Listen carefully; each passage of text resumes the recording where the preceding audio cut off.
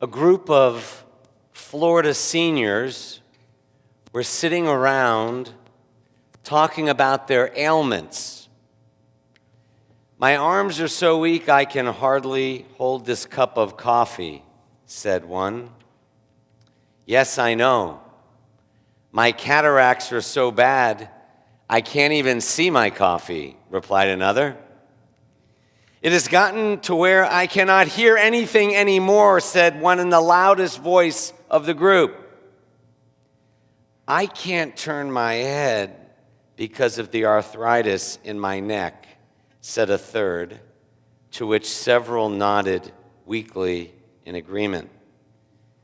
"I guess that's the price we pay for getting older," winced an old man as he shook his head. Then there was a short moment of silence. "Well, it's not that bad," said one woman cheerfully. "Thank God we can all still drive."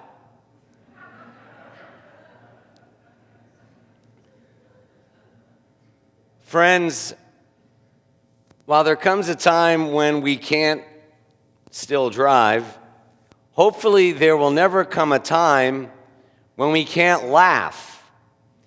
This week's Torah portion begins after something that I and the other Jewish men here fortunately do not remember, but which is the oldest ritual in Judaism, the rite of circumcision, as a sign of the eternal covenant between God and the Jewish people. Jewish men enter the covenant on the 8th day of life, but Abraham got the ritual started when he was in his 90s. This could explain why he was sitting in his tent rather than standing. As the portion Vayera begins in Genesis 18, Vayera means, and God appeared to Abraham, recovering in his tent. Abraham then sees 3 men standing nearby, invites them in, washes their feet, prepares an entire meal for them. The men predict that in a year, Sarah will give birth to a son. She laughs, unable to imagine how a couple their age in their 90s could ever give birth to a child. When the child is born, he will be named Isaac, from the Hebrew root for laughter.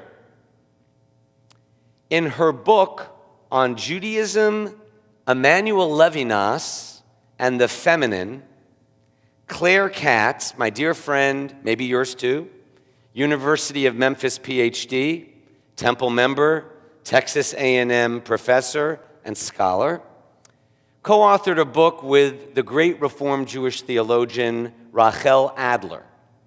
And they direct our attention to the context in which we find Sarah's laughter.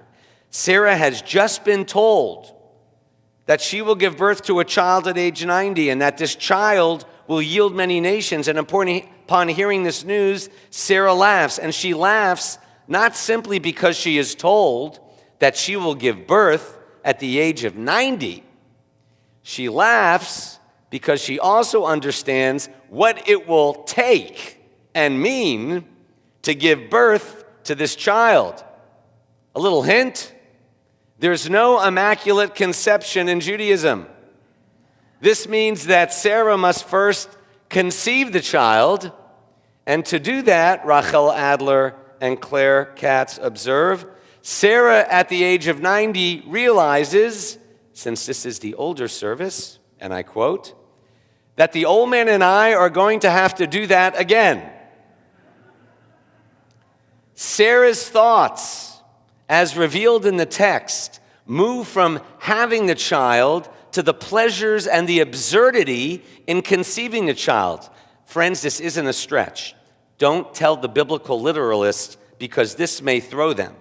But laughter, from the Hebrew root tzadik chet kuf, as in Yitzchak, Isaac, is often associated with, I'm not kidding, biblical sex.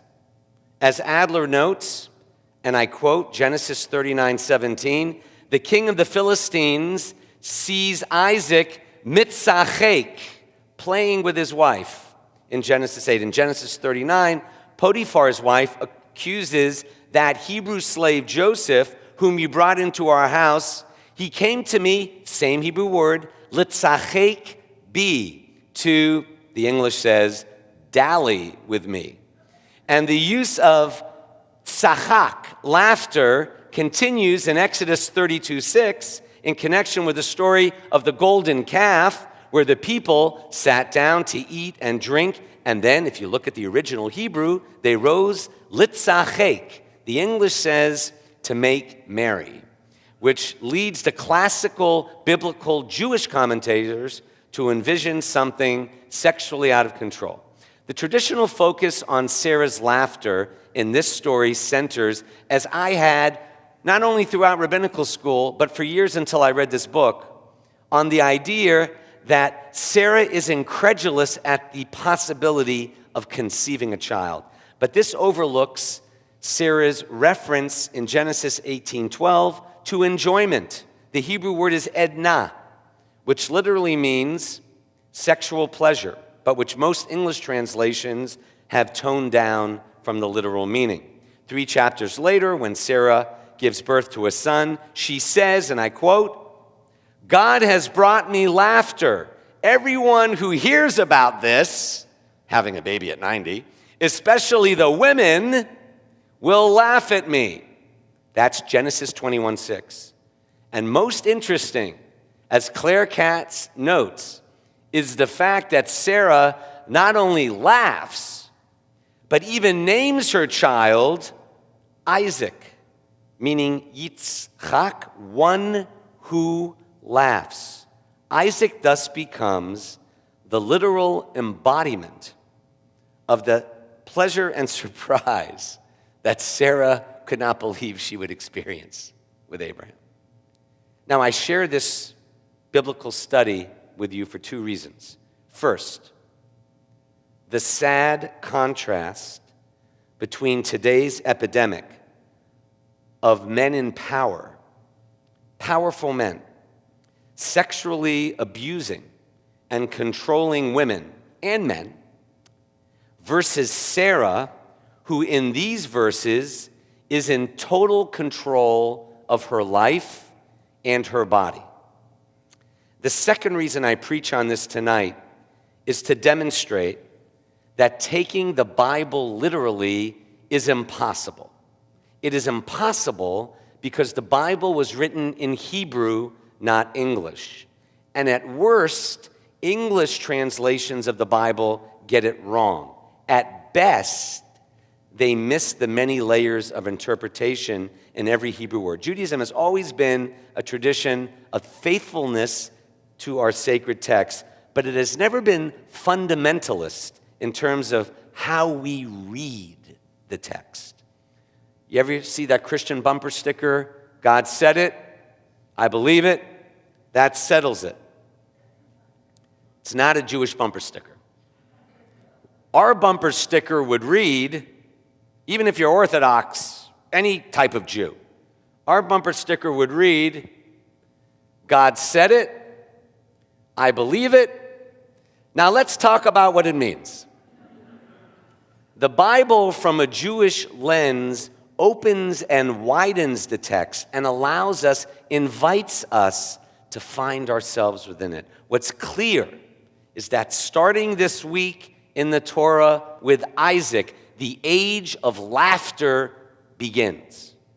Religion is not off limits to humor, and humor is not off limits to religion. If God can help us bear our tragedies, friends, then God can also take our humor. I'm convinced that God must have a sense of humor. Just look at us. Humor is a gift from God. After all, if our minds and hearts are gifts from God, then by God, so is the sense of humor God's implanted within us. And if we're to utilize all the gifts that God has given us in this lifetime, then in one sentence, religion without humor is blasphemy. The rabbis of the Mishnah wrote, "Make your study of the Torah a regular activity, promise little, do much," and here's the end of the sentence.